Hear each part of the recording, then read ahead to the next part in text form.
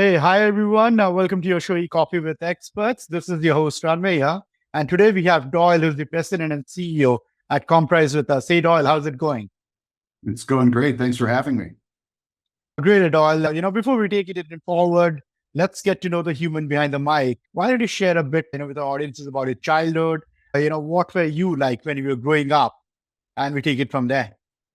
Well, I think a lot of people who grew up with me might have different opinions, but I actually come from a very small town in Nebraska. So I am a Husker fan, and you'll never take that away from me. I did come to school in Denver and fell in love with all things communications. I have a mass communications major from the University of Denver, and started my career the summer between my junior and senior year in college. I was hired as an intern by what was then Coors Brewing Company, is now Miller Coors, and just never left. I worked part-time through my senior year and then was offered a full-time position. So I did 10 years there in both public relations and marketing capacities. And then I really wanted to get into technology. So changed jobs, started working with some technology companies. I ran some in-house departments for some data storage companies, and then just always had the itch to found my own agency. So I was able to do that, fortunately. And it's all come together. I merged my firm with another firm. The founder retired about 10 years ago. So I've been running things since. And in 2022, we rebranded to Comprise because we comprise everything that you need to do in a well-rounded marketing effort in today's market. Lovely, lovely. Quite a story, I must say. Leading your own agency, Doyle, like we were talking, is not an easy ask, right? Starting out, especially, life is difficult initially to keep the lights on, get things going, land up your first client, build a team. There are too many challenges, build support functions like, human resources, finances, and all that stuff, right? So what were the initial challenges, Doyle, that you faced, starting out your own agency, and how did you overcome them? One of the most challenging things is, and at the end of the day, every company was once a startup, right? Yeah, Apple was a startup, right? So right. you kind of have to go through that pain. And one of the hardest things when your goal is to become a professional services company is you're all by yourself, and so you have to send the bills, do the work, find the clients, everything. And so there's still only so many hours in a day. So what I always found was when I was by myself and starting out, I'd sell for a while and I'd get a bunch of really great projects, but then I'd be too busy to sell, and those projects would come to an end, and I'd have a dip, and then I'd go sell, and then I'd get too busy to sell, and those projects would come to an end, and it was this roller coaster. And so one of the things that I wanted to do early on was to not just keep myself busy, but to go sell enough that I could start to have a staff so I could hand things off and continue, and so you can do work and find work all at the same time. And I think that's a big challenge, and we've been able to successfully do it. We're about 20 people strong now, and growing quite well. We've grown. The only reason I know this number is because I won an award, but we grew 154% over the last 3 years. So we're Wow. continuing to do a nice job there, I think. And the real key is to overcome the urge to kind of say yes to whoever shows up with a budget, and to really understand what it is that you do well and where you can truly add value and where you can charge a good price for that value, as opposed to, just, I always like to say I love, we're here in Boulder, Colorado. That's the view out of our office there behind me. Lovely place, love it, but I don't want to build a website for the pizza place down the street. There's people that do that. They do it really, really well. That's not what we do. So we stay in our lane. We do the hard stuff, the technology, the telecommunication. We like to say innovation-driven organizations. And by doing that, we're able to truly bring value and can charge good prices for what it is that we do, and also show really excellent results. Lovely, lovely. And then you also touched upon the merger bit, right? I mean, it's not that every day we see a merger or talk about a merger. So why don't you help us understand more about it? What was the strategy behind doing that merger, and what was its after impact for you as not only as an individual but also at a company level, at an org level? Yeah, it worked out really, really well. I don't think it was something I looked to do. It's just the opportunity presented itself. And I also acquired a company earlier this year. So I can kind of speak to both sides of it. When I was looking at merging my firm, I really was at a place where I either needed to probably go get some funding, anything from a bank loan to a small business loan, whatever it might be, So I had some runway and could run a deficit for a little while. At the same time, another firm that was a little bit larger than me, not a ton larger than me, was looking for, they needed another senior person. I had a book of business, so it was kind of almost a free hire, right? So when we put those two together, it worked out perfectly. I didn't have to go get financing. I was able to strengthen the bench of this agency that I merged into. And then we took off and grew from there, and that worked really well. And then earlier this year, I had an opportunity to acquire an agency that had come down to, it was just down to two people. And the founder and principal wanted to change her career path. She has another passion. And I knew the other remaining employee well. In fact, she was working for me part-time as well as this other agency. And our agencies both did the same kind of things. So it was a perfect acquisition. I was able to bring that on. Their current clients were able to stay with their account people, and now we're moving that forward. And so I think it can really be a nice strategic boost and a good way to grow, as long as, I would say this, the culture is so important. It worked out really well when I moved in, to merge my firm in. We've known each other for years. We've worked well together. We have the same approach to the business.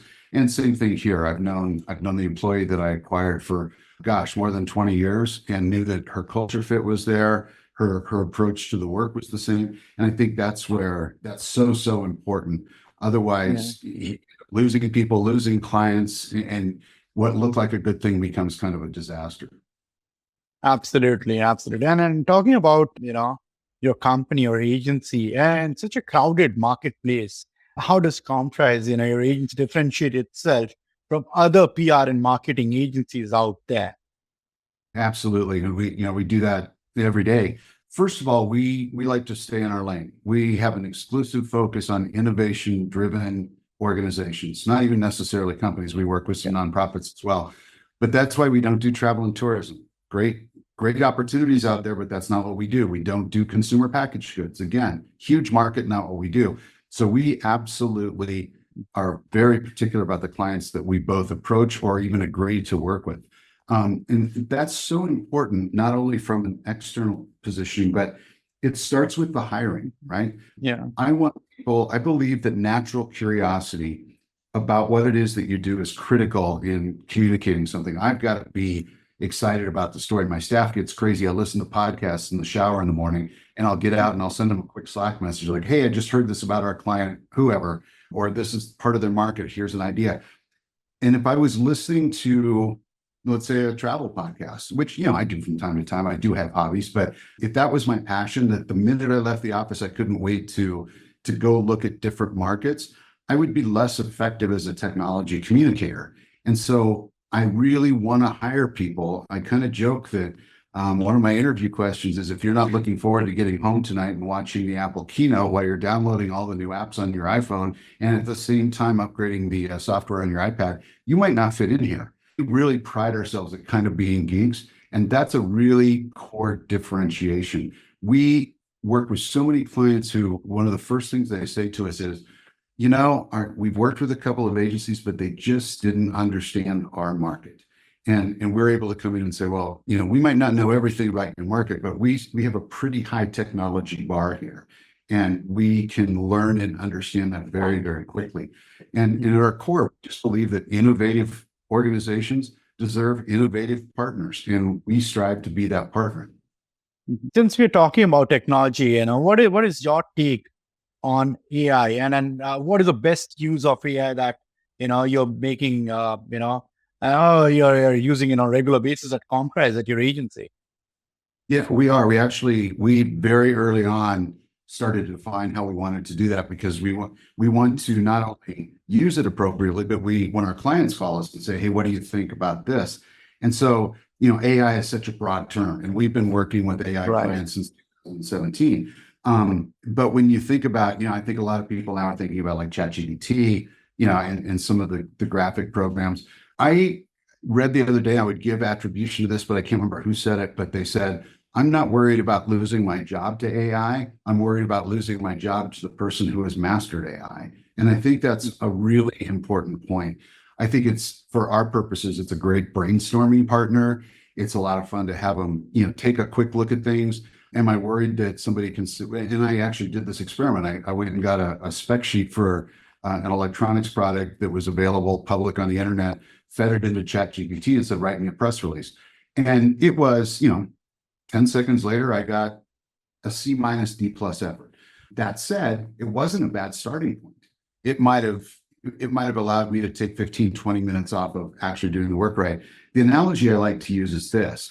If you decide to buy a car from me and I agree to sell it to you, and we go to ChatGPT and we say, write us a contract for selling a car, it will do that. And I'm assuming you're not an attorney. I'm certainly not an attorney. So we would look at this and say, looks like a contract to me. And we'd sign it. And then 3 months later, we're mad at each other. And real attorneys say, this contract's terrible. You have no recourse, right? And so I think it can be a really good starting point, and we use it that way. One of the things we're very, very careful about is we do not use it in any of our graphics programs yet. I think we will get there. We've used it for some hey, here's an early sketch, those kind of things.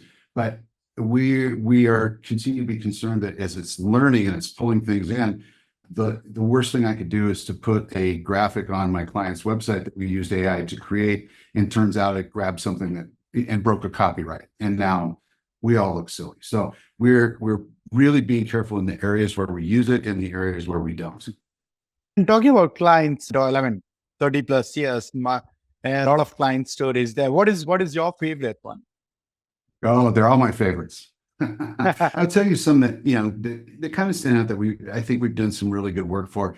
We have been with a company out of Helsinki, Finland called Vaisala for a number of years, and they are a measurement company. And so they've got a number of different divisions. They have weather measurement, they have industrial measurement, which could kind of sound like a snoozer, but it's not. It's a lot of fun. I mean, they've had a sensor on every Mars rover that's gone up, and we've been able to work on that. They've had just sensors in places you wouldn't think about, but clean rooms and things. And their lightning work is really interesting. They have the world's largest lightning detection system. So if lightning strikes planet Earth anywhere, Vaisala knows where it was, what kind of stroke it was, everything that happened. And so what I like to tell this story about, one of the things that you and I talked about earlier was we like to tell complicated stories. And so the world's largest lightning detection system, that could be I don't know what that means. And when we first started working with them a number of years ago, they did a report every year that said there were this many strokes and this many, what happened. And kind of didn't get a lot of attention because there was no context for it. And that's one of the things that we really believe is you need to have a story that puts context together.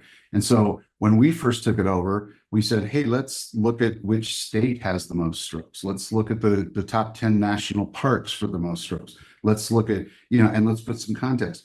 Are there more or fewer strokes this year than last year? And why do we think that is? And all of a sudden, next thing you know, we're on the front page of USA Today. And we were able to establish that. But we just really believe that you can take things that might at the surface appear dry and turn them into really compelling and relatable stories that can help move our clients' business forward.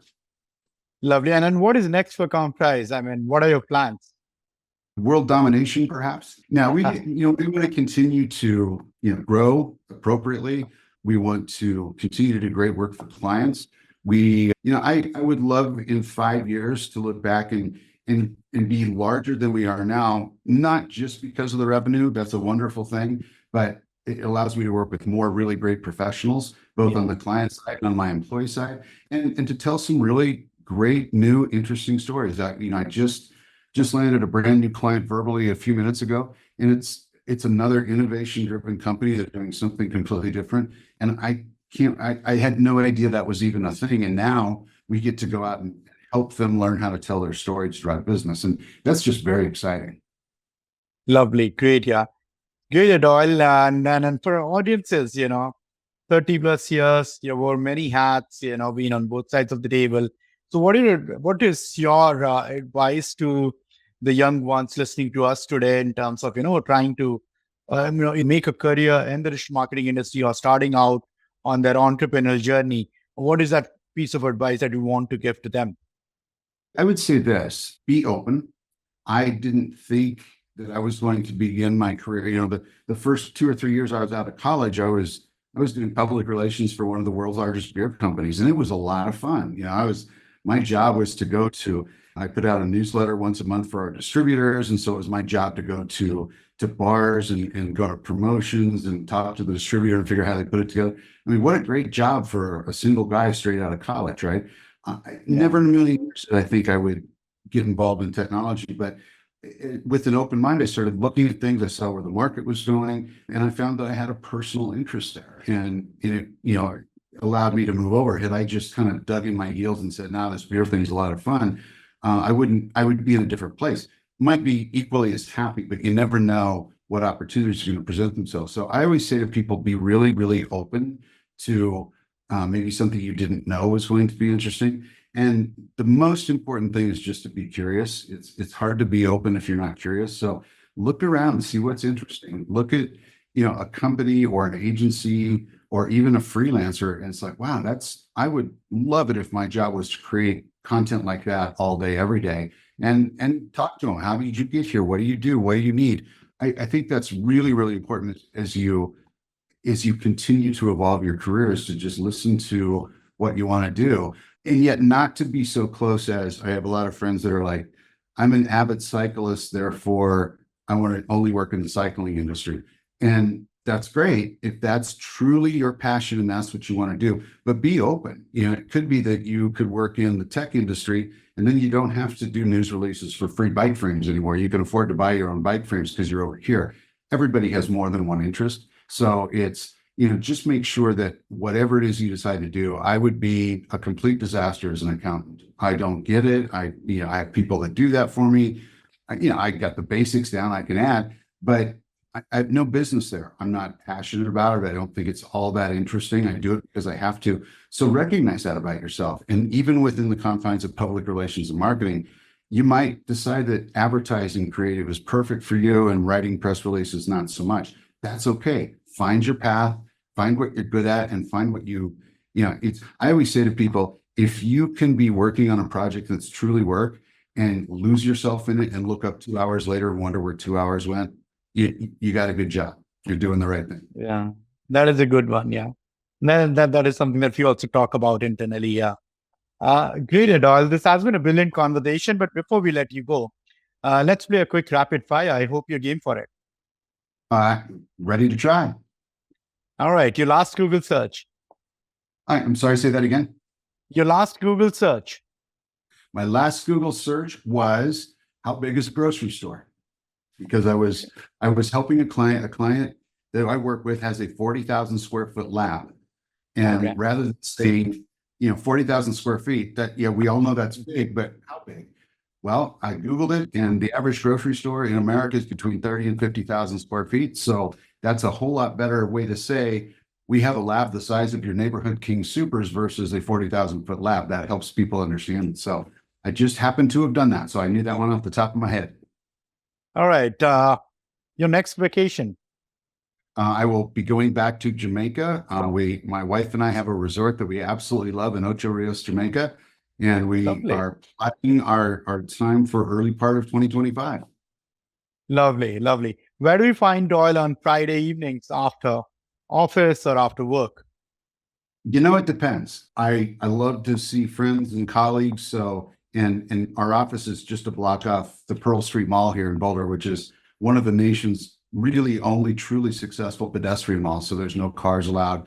Very target rich environment for restaurants and shops and those things. So I love to meet friends there. However, I'm a massive football fan. So a lot of times Okay. Friday evenings in the falls I got to start watching this game to prepare for this game tomorrow to watch this. So big college football guy. So, but this time of year, it's nice wine on nice patios. A favorite team? The Nebraska Cornhuskers, without a doubt. All right. All right. Great, Doyle. I've been a sport. Will not go any further. Thank you so much, taking out time to do this with us. And for audiences, if they want to reach out to you, how do they do that? They can visit us at www.comprise.agency, or my email, I'm happy to give it out, doyle@comprise.agency, DOYLE. And if anybody has questions, concerns, comments, or if you disagree with me and want to have a conversation, I'd love to hear from you. Great. Thank you so much, Doyle. Cheers, man. Thank you.